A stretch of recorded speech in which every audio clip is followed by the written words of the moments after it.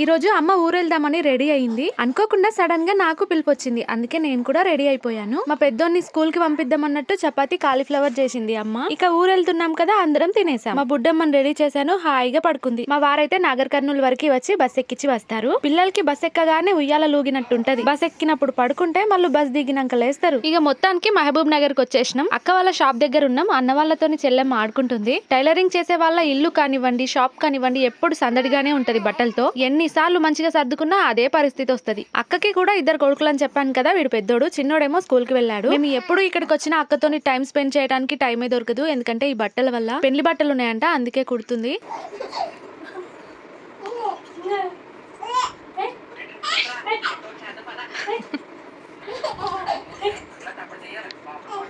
అక్క అడిస్తుంటే పాప అయితే అసలు బలి నవ్వుతుంది. నేను ఎప్పుడు నవ్విపించినా జస్ట్ స్మైల్ ఇస్తుంది అంతే, కానీ ఈ రోజు గట్టిగా నవ్వి. మనం అంతే కదా, పిల్లలు చేస్తున్న చేష్టలు ఏవైనా కొంచెం ముద్దుగా అనిపించినాయంటే చాలు క్యాప్చర్ చేసి దీని తాలూకా లాంగ్ వీడియో పెట్టా చూడొచ్చుగా. చిటి తల్లి వాళ్ళ పెద్ద నాన్నతో ఆడుకుంటుంటానండో. బాయ్.